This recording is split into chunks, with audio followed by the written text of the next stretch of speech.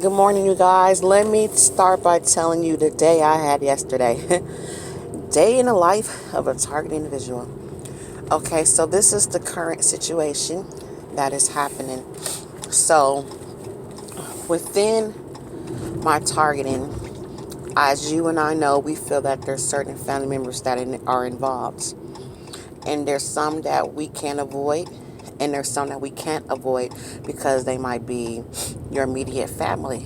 For instance, like my son, he's a minor, so I feel anything that he does is a learned behavior or influence. He's not capable of having that strong ability to make his own decisions to a full extent, while as an adult, you have more control over your thoughts. The flight or fight situation, right? You know, like this is a situation that I need to fight, or this is a situation I need to walk away from. So long story short, he's having a gathering for his birthday, and with everything that's going on, he deserves that, because you know these kids this year did not get a graduation, didn't get prom, so many things was taken away from him. So I'm agreeing to him having this gathering. However, I told him one individual I don't feel comfortable with them coming. Previously, before this gathering was even brought up, when he was planning his prom and everything like that, I was like, ooh, this person I feel is heavily involved in my targeting. My family knew about my targeting. I told them probably like a year or two after I found out that this is what's going on. I'm being targeted, and I feel this family member is involved. And my family said, that's strong allegations. Why would you accuse somebody of that? And I explained to them a couple of incidents that didn't make sense. Like, for instance, this same individual called me and invited me to go out for my birthday to a restaurant. I wasn't working, so it means I was unemployed. It didn't have a lot of income. So I told them, like, well, I don't really have money for that. So they invited me to the restaurant anyway. Said, okay, let's go out for your birthday. So when somebody does that and say for your birthday, you're assuming they're going to pay for you. When it came for the bill, you guys, this person invited a guest that I didn't know at that time. Okay. And then when it was time to pay for the bill, this person gets up and leave, the one that invited me. And so I'm thinking like, oh, maybe she's going to come back. Why she goes to the bathroom and she texts me while she's in the bathroom while her guest is sitting there and say, oh, I don't have enough money. I must have left my money at home. But why did you have to go to the bathroom and do that? Right? So it looked suspicious. And her guest is sitting there looking at me. I'm looking at him like, dang, what's going on? Because I didn't even tell him what she had texted me. So I'm looking like, man, I have some money, but I don't want to spend the money because I'm on a budget because I'm unemployed. Long story short, I ended up having to pay for everything because at this time, me and this individual was still cool. I didn't want them to look bad because they claimed they had money at home that they're going to bring right back to me. We live 15 minutes apart. Mind you, I didn't see the money that this person supposedly had till almost 2 months later. So I was thinking like, you invited me here, so what was that about? And then on top of that, the same individual was the one I told you guys that came to my house. I wasn't feeling well, showed up unannounced.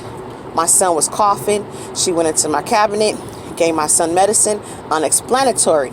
And we have two different types of medicine because one kid cannot have medicine with antihistamine. I forgot how, excuse me if I'm saying it wrong. I think it's antihistamine because it, you know, when you have asthma, it triggers you to cough harder or it triggers your asthma.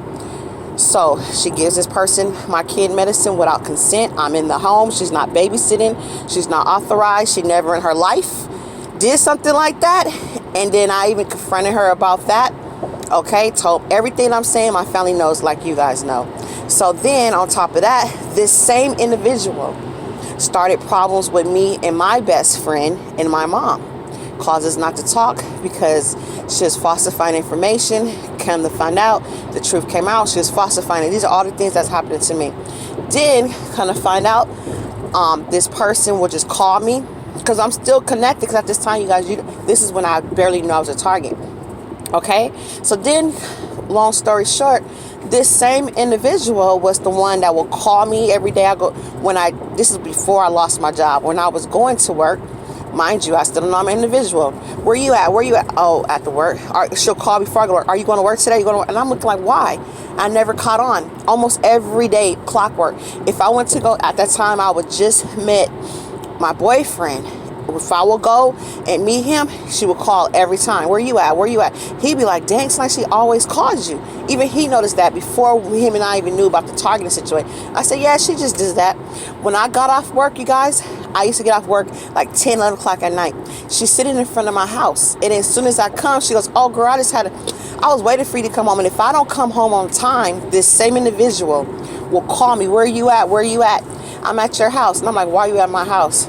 Oh, girl, I was in the neighborhood and I wanted to see. And as soon as I get there, she stayed for like 10 minutes and then she leaves and go home.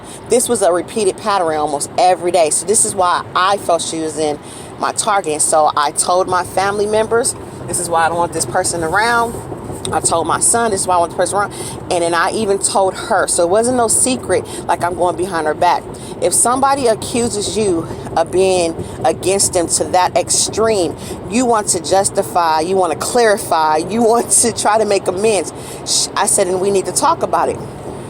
This, I told her about 3 years ago. We still ain't talked about it. Even I text her with my sisters and my mother in the text to say, this is why I don't want to be around you. This is what targeting. Look this up. If you're being lied to about me, please talk to me because they put you in the middle of stuff. Okay? Nobody came to my aid to say, you're crazy. We need to get you help. Nobody came to the aid and said what's going on. This same individual that I text so they can all be proof that she notified why I feel this way, never called, never said, don't accuse me of doing stuff, like never got angry, never did anything. Nothing. I never see nobody just don't react. I see the same individual because they're family members. We went to a funeral. I swept everything on the rug because I gave it to God and said, I forgive you for you don't know what you do. Because I feel anybody that's your family members or friends that are a part of this do not know what they're doing. So forgive them, Father, for they don't know what they do. They don't know what they're casting upon you. So long story short, so what leads to this current event, I just had to give y'all background. I told my son, this is our gathering time. I don't want to feel uncomfortable. So maybe that person should come because the same individual had conflict with more than one person that's going to be at your function. Why would you allow that one person to make multiple people probably feel some type of way, even though everybody want to sweep it on the rug because they want to do it in honor of you? Like, if that's who you want, that's fine. I said, so why? You and that person should have your own little gathering. Go out to breakfast, go out to lunch, have a picnic of your own. No. And my family that I told about all this information, I know everything happened, agreed with him. No, this person should be there. I'm wrong for that and such and such. Okay. So, long story short, we get into a big argument where it's tears, where it's yelling, where there's some cuss words going on because I'm saying I don't understand how you guys can sit up here and watch TV. My family is watching the Sandra Bland story with me, the George Floyd story with me, and they're all in distress and sad and ready to protest because they felt like he was targeted. When Sandra was targeted, my mom was like, oh my God, she was targeted because she was trying to get justice. Those people was coming for her. That was deliberately done. And I'm sitting here saying, well, all these years, I've been feeling like people been coming for me and you guys care 2 cents. Nobody calls to say, how you doing? Nobody calls or texts and say, here's a scripture. We praying for you. We don't understand what's going on. I sent these people videos and saying, please research because this is what I'm going through. I send them proof like how my old videos that are uploaded on here where the proof is saying like this person's following me. Do y'all see it? Look at this person's waiting for me to come out the store. I sent them all those videos and they overlooked it. So the moral of the story is, you guys, it hurts, but you are by yourself with God alone. You might have a few people that's going to help you. You might have a few people that's trying to help you. Out of like probably 10 people that I told, probably only about 3 of them tried to seek understanding. Everybody else swept under the rug. And the reason why I felt like that, because I felt like they had their hand in the pot. The ones that are not helping, they played a part of it. So that's why they trying to justify why this one individual is not in the wrong, because they're feeling like they was in the wrong as well. Like, dang, we all was kind of against you, or we are kind of against you, so we can't point her out, because we point her out, she gonna tell on us. That's the moral of the story, right? So the point of this story is like, I know in the past I told y'all to keep family, and in the past I told you to speak up.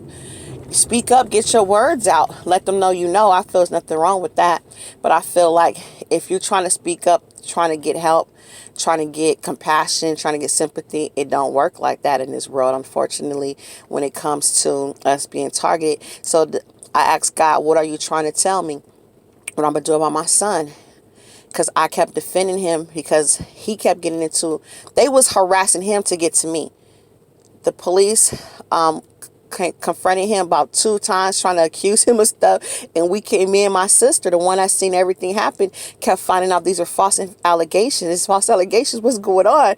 Where's the cameras? Where's this? We could never get proof. And long story short, and she's still like, oh, well, And so I asked God, what do you want me to do, God? What are you trying to tell me? Because I'm telling everybody opposite. I feel God is saying these people are not your assignment. You have another assignment, so let it go. Let them go. Let them live their lives. Let them do them. You can socialize with them, but don't put those people as your